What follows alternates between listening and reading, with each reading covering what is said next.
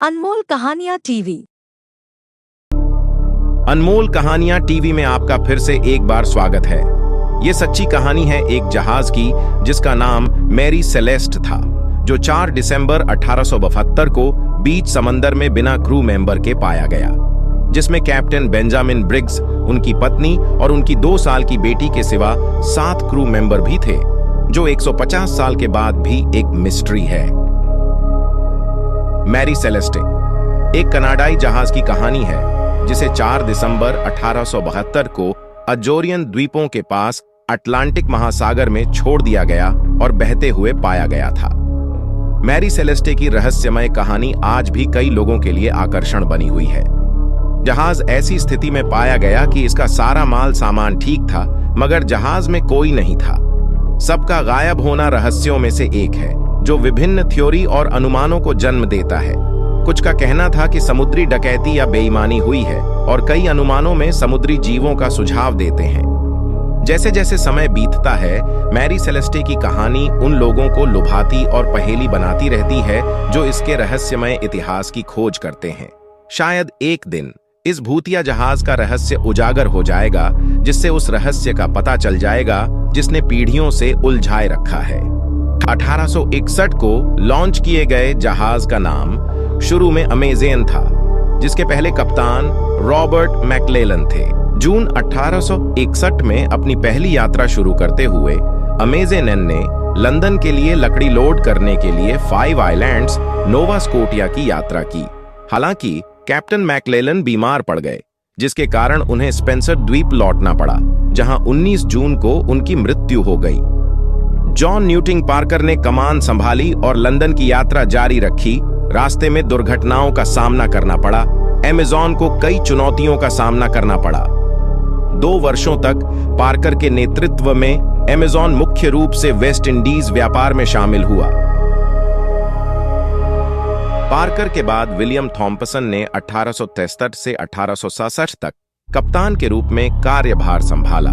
यह शांति का समय था, क्योंकि जहाज रेगुलर यात्राएं करता था। अक्टूबर 1867 में अमेज़न को एक तूफान का सामना करना पड़ा।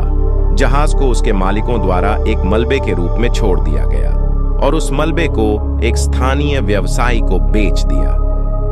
दिसंबर 1868 में अमेज़न को एक नए नाम दिया गया, मैरी सेलेस्टे। अंत में 1872 में अमेज़न को बेंजामिन ब्रिग्स ने खरीद लिया, जिनसे मैरी सेलेस्ट की पूरी घटना जुड़ी हुई है। बेंजामिन ब्रिग्स के बारे में जान लेते हैं। उनका जन्म 24 अप्रैल 1835 को वेयरहैम, मैसाचुसेट्स में हुआ था। 1862 में उन्होंने अपनी चचेरी बहन सारा एलिजाबेथ कॉब से शादी की और 2 बच्चे हुए, आर्थर और सोफिया मटिल्डा। 1872 में उन्होंने अपनी पत्नी और नवजात बेटी के साथ जेनोआ की यात्रा के लिए मैरी सेलेस्टे की कमान संभाली, जो उन्हें इटली के जेनोआ ले जाने वाली थी।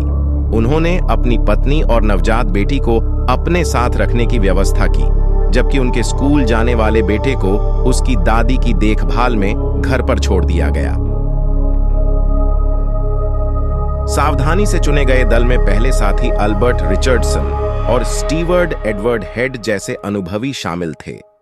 ब्रिग्स ने यात्रा से पहले जहाज और चालक दल दोनों के साथ संतुष्ट थे। 20 अक्टूबर 1872 के दिन ब्रिग्स ने अपने परिवार और चालक दल के साथ मैरी सेलेस्टे पर रवाना होने से पहले न्यूयॉर्क शहर में इंडस्ट्रियल एल्कोहल के बैरल लोड करने की देखरेख की। 4 दिसंबर 1862 ये वो दिन है जब मोरहाउस के जहाज ने मैरी सेलेस्टे को अजोरेस और पुर्तगाल के बीच बहते और छोड़े गए जहाज मिला। जहाज के कैप्टन मोरहाउस ने देखा कि एक जहाज वीरान समुद्र में शांत खड़ा है, आगे नहीं बढ़ रहा है। तो मोरहाउस ने जांच करने के लिए लोगों को मैरी सेलेस्टे जहाज पर भेजा। जब वह जहाज में गए तो उन्हें कोई नहीं मिला।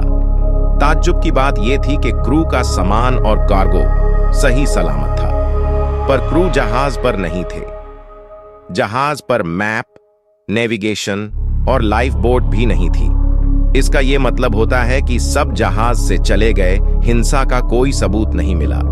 मैरी सेलेस्टे जहाज को जिब्राल्टर ले जाया गया इंटरनेशनल सैल्वेज लॉ के अंडर।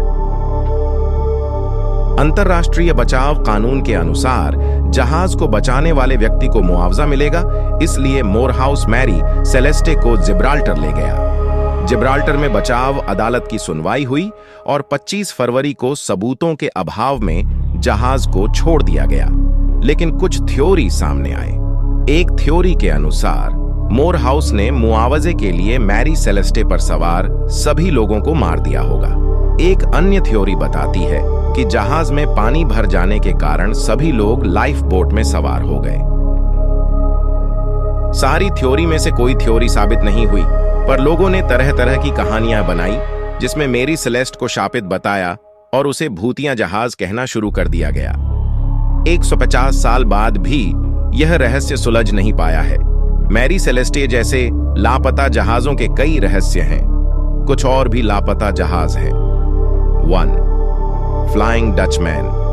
यह एक डच नाव थी जो 17वीं सदी में भारत की ओर जा रही थी, लेकिन अब तक इसका पता नहीं चल पाया है। 2. सीमैन। यह नाव 2005 में ब्रिटिश समुद्री क्षेत्र में डूबने तक नहीं मिली थी। 3. SS utopia. यह नौका 1928 में अफ्रीका के पास गायब हो गई थी। 4. MV Geronimo. यह जहाज 1968 में ब्राजील की तट से गायब हो गया था। 5. MV Laden. यह जहाज 1941 में द्वीप बर्मा के पास गायब हो गया था। ये जहाज अब तक अदृश्य हैं और उनके गायब हो जाने के पीछे के कारण अभी तक समझ में नहीं आए हैं। उम्मीद है आपको ये सच्ची कहानी पसंद आई होगी।